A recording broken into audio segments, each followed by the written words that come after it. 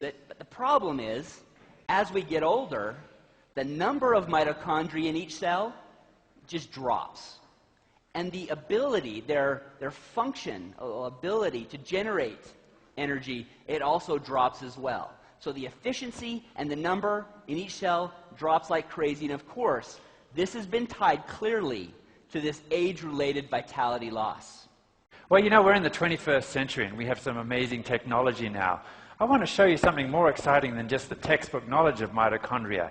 Every cell in our body is teeming with these mitochondria. This isn't computer-generated design. This is an actual picture of a live cell where the mitochondria have been stained. Every cell has between 500 and 2,000 of these mitochondria. Just look at them moving around in the cell. Their sole purpose is to generate the energy that you need for all of the functions that Scott just described. And you can see also a zone there where they don't go. Okay, it's around, remember this is 3 dimensions, so that's actually the nucleus of the cell.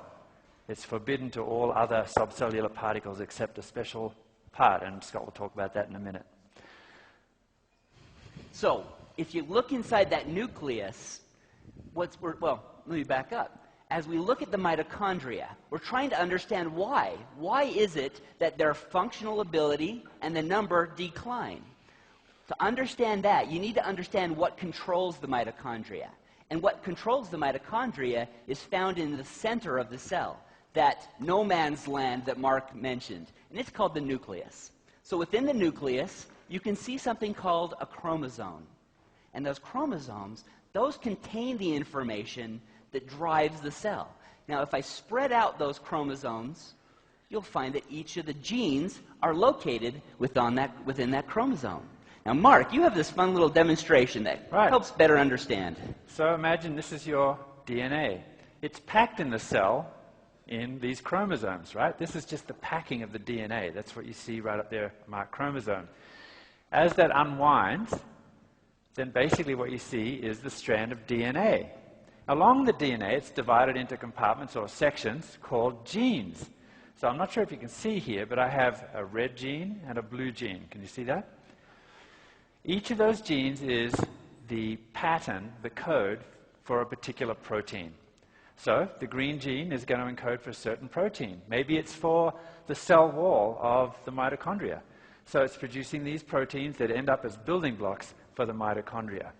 The red gene there, it's going to be producing a different protein. Maybe it's for some of the machinery that produces ATP, the little turbines there. The thing that really is at the heart of ageLOC science, gene expression science, is understanding how the levels of gene expression change during the aging process. Because it turns out that as you age, perhaps some of the red protein is not produced in sufficient quantities. Perhaps some of the green protein is produced too much. And the idea is to try to adjust that gene expression profile. So, as we study those genes, what we were trying to find is those genes that are important to the mitochondria during the aging process. Now, in every cell of our bodies, there are over 25,000 genes. So the car will convert fuel, gasoline or diesel, and oxygen into power, right? If you have a young vehicle, one that's just driven off the lot, then it's actually going to produce that energy quite efficiently. It'll be quite powerful. It's not going to have pollution. It's going to produce sort of a clean exhaust. And so it's going to have really good fuel economy, right? Now, as the car gets older, if it's like mine, a 38-year-old Land Cruiser, it's not quite as efficient anymore. It starts to age. So it produces less power. And along with that, it's actually producing more emissions than the EPA would like. And so let's compare that then to the mitochondria. It's really the same story. Mitochondria converts fuel and oxygen to power, to energy. As they get old, they get less efficient at doing that. And to make matters worse, they're producing some toxic byproducts, which we know as free radicals, which actually accelerate the aging process further and further damage the actual mitochondria. So you can see this is an extremely important area to focus on in terms of our energy and vitality and our youth. Well, of course, it all stems from the nucleus. That nucleus contains 25,000 genes that controls every aspect of our bodies. But of course, they're not all responsible for what's happening to the mitochondria, right? So with our partnerships at LifeGen and our collaborations around the world with the leading anti-aging genetic experts, we've been able to identify that the mitochondria have 372 genes that change with age. But really, as we really narrowed it down and we looked at the most important, we were able to identify and target 52 of those genes, the genes that control the aging process of the mitochondria. So we used ageLOC science to first identify that, what we call a youth gene cluster, or these 52 genes, this group or cluster of genes that all work together to drive the aging mitochondria. We were able to find natural ingredients that are able to restore the expression level of those genes back to more youthful levels, which provided incredible benefits with all three dimensions of vitality. You can see up here, we've addressed the physical vigor, that mental activity, as well as that sexual desire.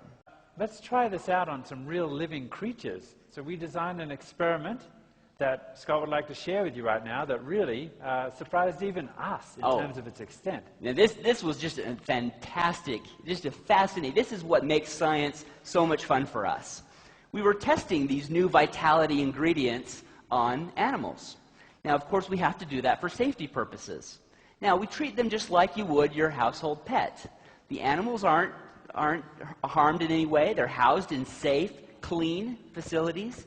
They die of natural causes. We feed them healthy diets, and we observe. We just want to see what's happening to them. So we had this group of just normal diet of these mice. And we just watched them throughout their lifespan. Then we had another group of animals, this other group of mice, who we fed the exact same diet, only we would add these ingredients that we identified using the ageLOC science approach. And it is important to note that they weren't fed these ingredients at birth, but basically they were healthy, basically young adult mice by now, equivalent to about 30 years of age before we then started to feed them an ageLOC ingredient. Now, it's important to note, these are genetically identical animals. There's no difference. These are brothers. And at 30 years old, we started feeding. And we waited until they were an equivalent of 96 years old. You know, what you typically expect of an aging human might be in an old folks' home, very limited mobility. And what we saw was just so striking, we had to get our video camera and we had to record it for you. And what we saw was kind of scary. The control animals that had been just fed a normal, healthy diet, at 96 years old, there was only one left. In the other group, who we had just did one change, added a single vitality ingredient, there were many animals still alive. But what was most striking is their energy levels. And let me just show you the video that we took of that. Now, the mouse on the right was that one fed the ageLOC vitality ingredient. And it's representative of all the other mice that were in that same group. Now, that one last mouse on the left, it looks like what you'd expect from a 96-year-old man or woman. Not a lot of energy, just sitting around, just moving a little. And as you look at that mouse on the right, it's so dramatic. As you see, compared to younger mice, the 30-year-old mice that are in the same area, they look exactly the same. It was just so striking. Yep, and this is one of several that were alive at the time. And in fact, we took this video, I think about 2 months ago now. Almost 3. This guy here is still alive. Isn't that amazing? That would make him about 125. Something like that. And he's not the only one in that group. So I hope we've been able to share with you today some of our excitement. You know, when we were tasked with the idea of helping to rejuvenate vitality, we thought, you know, that's a tall order. But we actually were able to use gene expression science to target the source of aging. So we've gone into the body now, into the subcellular compartment, and targeted the mitochondria, targeted gene expression that affects the mitochondria with age, screened ingredients that were able to reset those youth gene clusters to a more youthful pattern, and then we're able to use that to guide our product development for ageLOC Vitality.